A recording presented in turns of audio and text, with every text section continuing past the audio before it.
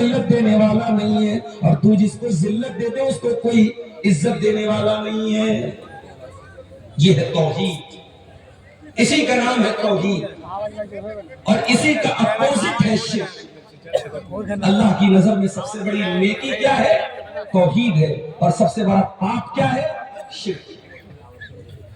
اگر آپ بہت بڑے نمازی ہیں، اگر آپ 5 ٹائم کی نماز پڑھتے ہیں، رمضان کا پورا روزہ رکھتے ہیں، حج کر چکے ہیں، عمرہ کر چکے ہیں، مسجد میں مدرسہ میں خوب دان دیتے ہیں، لیکن اگر آپ کی توحید گڑبڑ ہے، اگر آپ نے ایک اللہ کو چھوڑ کر کے کسی اور کے اوپر اپنا وشواس رکھا ہے، عقیدہ رکھا ہے، آپ نے کسی قبر پہ جا کر کے قبر والے سے مانگا ہے، کسی پتھر کی مورت کے آگے جا کر کے ہاتھ جوڑا ہے، کسی پیڑ کسی ندی کی عبادت اگر انسان نے کی ہے، کان کھول کر کے سن لو، اللہ قرآن میں کہتا ہے قُلْ هَلْ نُنَبِّئُكُمْ بِالْأَخْسَرِينَ أَعْمَالًا الَّذِينَ ضَلَّ سَعْيُهُمْ فِي الْحَيَاةِ الدُّنْيَا وَهُمْ يَحْسَبُونَ أَنَّهُمْ يُحْسِنُونَ صُنْعًا۔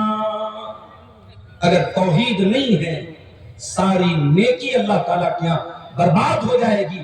حج برباد، عمرہ برباد، نمازیں برباد، دان خیرات برباد، زکات برباد، کوئی نیکی اللہ تعالیٰ کے ہاں اس کا کوئی مول نہیں ہوگا، کوئی ویلیو نہیں ہوگی، کوئی اعتبار نہیں۔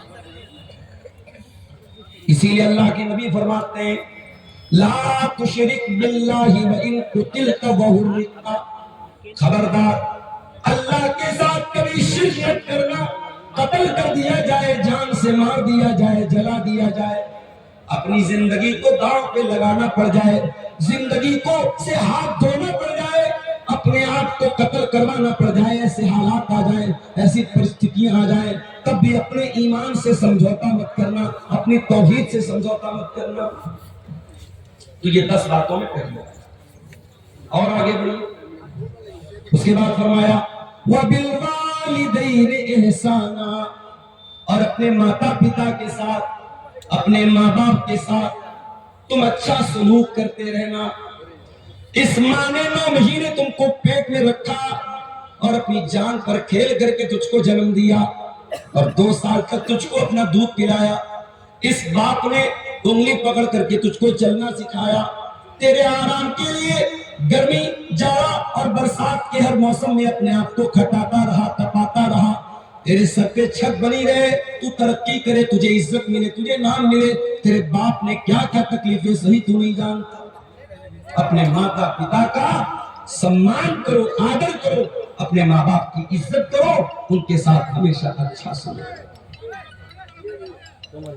اور اگر تمہارے ماں باپ بوڑھے ہو جائیں، تمہارے پاس جوانی ہے اور تمہارے ماں باپ تم کو بڑھاپے میں ملے، خبردار کوئی ایسا کام نہ کرنا، کوئی ایسی حرکت نہ کرنا کہ بوڑھے ماں باپ کی آنکھوں میں آنسو آ جائے۔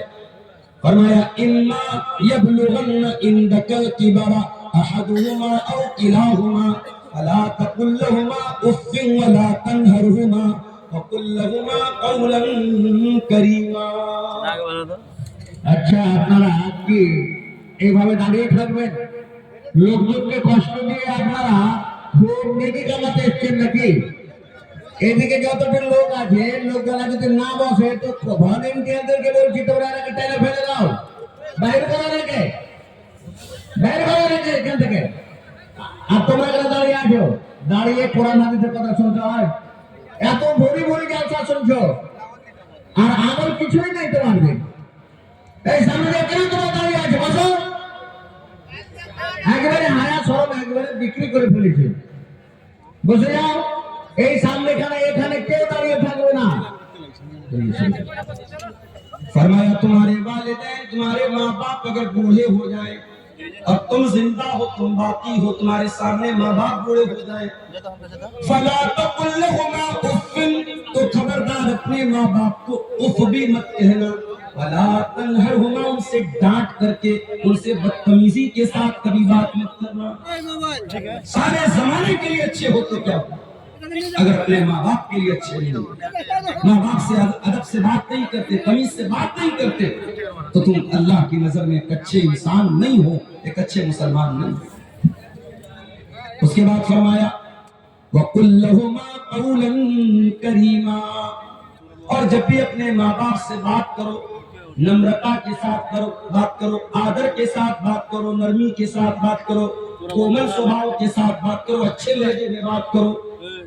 اس کے بعد فرمایا وَاخْفِضْ لَهُمَا جَنَاحَ الذُّلِّ مِنَ الرَّحْمَةِ وَقُلْ رَبِّ ارْحَمْهُمَا كَمَا رَبَّيَانِي صَغِيرًا،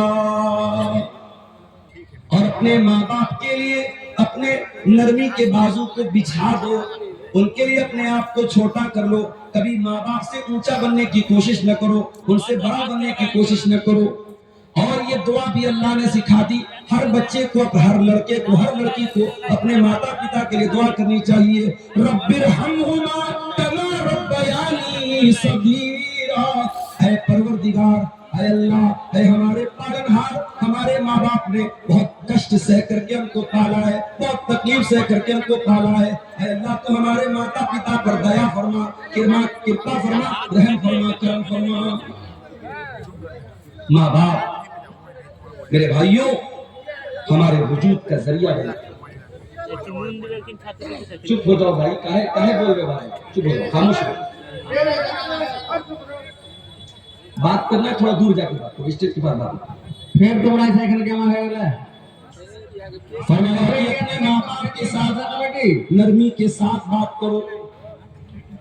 اللہ کے نبی کے پاس ایک صحابی آتے ہیں، سوال کرتے ہیں اللہ کے نبی من احق الناس بحسن صحابتی، اے اللہ کے نبی میں سب سے اچھا ویوہار کس کے ساتھ کروں، سب سے اچھا سلوک مجھے کس کے ساتھ کرنا چاہیے، مجھے دنیا میں سب سے اچھے طریقے سے کس کے ساتھ پیش آنا چاہیے؟ آپ نے فرمایا امک، اپنی ماں کے ساتھ۔ پوچھا ہے اللہ کے نبی اس کے بعد کس کا نمبر ہے؟ آپ نے فرمایا اپنی ماں کے ساتھ۔ پھر پوچھا اس کے بعد کس کا نمبر ہے؟ آپ نے فرمایا اپنی ماں کے ساتھ۔ چوتھے نمبر پر آپ نے فرمایا باپ کے ساتھ۔ ماں کا حق زیادہ ہے، ماں زیادہ کشٹ سہتی ہے، ماں زیادہ تکلیف اٹھاتی ہے، ماں کا نام اللہ کے نبی نے 3 بار لیا۔ میرے پیارے ساتھیوں، ہم ماں باپ کے ساتھ جتنا بھی اچھا سلوک کر لیں، ہم ان کے احسان کا بدلہ نہیں چکا سکتے، ان کے احسان کا بدلہ نہیں اتار سکتے۔ حضرت عبداللہ بن عمر نے دیکھا کہ ایک آدمی خانہ کعبہ کا طواف کر رہا ہے اور اپنی ماں کو اپنے کندھے پر بٹھا کر کے طواف کر رہا ہے، اپنی ماں کو اپنے کندھے پر بٹھا کر کے اللہ کے گھر کا طواف کر رہا ہے۔ حضرت عبداللہ بن عمر نے کہا، اس آدمی نے عبداللہ بن عمر سے کہا کہ اے عبداللہ بن عمر، آج میں نے اپنی ماں کو طواف کرا دیا، آج میں نے عمرہ کرا دیا، آج میں نے ماں کا حق ادا کر دیا۔ اللہ کے پیارے حضرت عبداللہ بن عمر نے فرمایا کہ وَلَا زَفْرَةً، اے میرے بھائی، ابھی تو تیری ماں نے تجھ کو جنم دینے کے ٹائم تیری ماں کو جو پیڑا ہوئی تھی، جو درد ہوا تھا، تیری ماں کی زبان سے جو آہ کی آواز نکلی تھی، ابھی تو تو نے اس آواز کا بھی حق ادا نہیں کیا ہے، ان کا حق ادا نہیں کر سکتے۔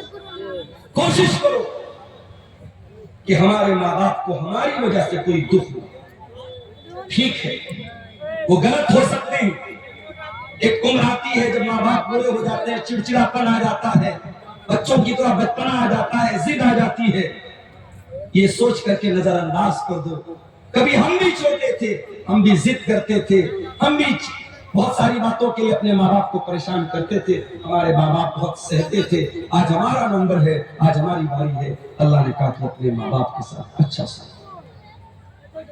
اس کے بعد نمبر 3 وَبِذِي الْقُرْبَى، اور اپنے رشتہ داروں کے ساتھ بھی اچھا سلوک کرو۔